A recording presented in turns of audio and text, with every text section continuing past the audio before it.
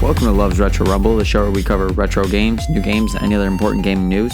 I'm Love, and each episode we explore the history of a retro game. Today we're going back to 1999 to talk about Dino Crisis, the survival horror classic that put players face to face with terrifying dinosaurs.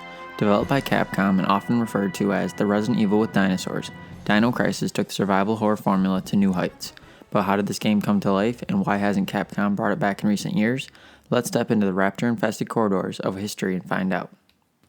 Capcom began development with the goal of making a game that felt familiar to Resident Evil fans but introduced new mechanics such as real-time environments, intelligent AI, and a stronger emphasis on tension rather than jump scares. Unlike Resident Evil, which used pre-rendered backgrounds, Dino Crisis featured fully 3D rendered environments, allowing for dynamic camera angles and more immersive exploration. When Dino Crisis launched for the PlayStation 1 on July 1st, 1999 in Japan, and later in North America on August 31st, 1999, it was met with excitement and curiosity.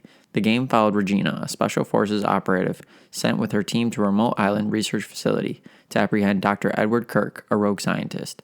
But instead of finding an ordinary science lab, they uncovered a nightmare. Dinosaurs roaming the halls, killing anything in their path. Gameplay-wise, Dino Crisis maintained many Resident Evil elements, including puzzle solving, limited resources, and fixed camera angles. However, it also introduced new features that set it apart. For example, dinosaurs were faster and more aggressive than zombies, capable of chasing Regina between rooms and even breaking through doors. Bleeding mechanics meant that if Regina was wounded, she would continue to lose health until she used a hemostat to stop the bleeding. Multiple story outcomes gave players different endings based on their choices throughout the game. The game was praised for its intense atmosphere, AI-driven enemies, and real-time environments.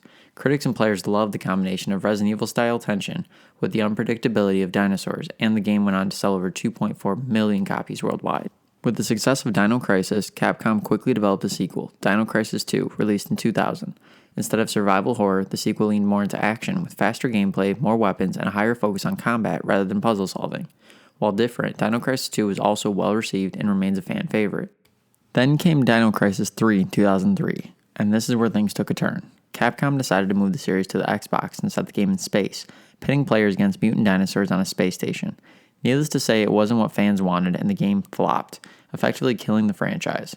Since then, Dino Crisis has remained dormant. Despite frequent fan requests for a remake or reboot, Capcom has yet to bring the series back. Rumors often surface about a revival, but as of now, the dinosaurs remain extinct.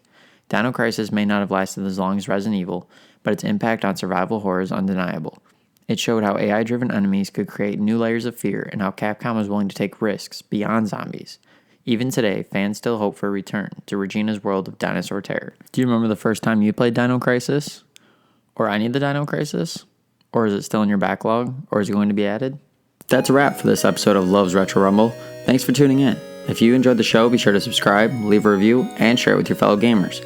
Got thoughts, memories, or favorite moments from today's topic? Hit us up on our social media. Until next time, keep playing, keep exploring, keep looking for secret areas, and stay retro.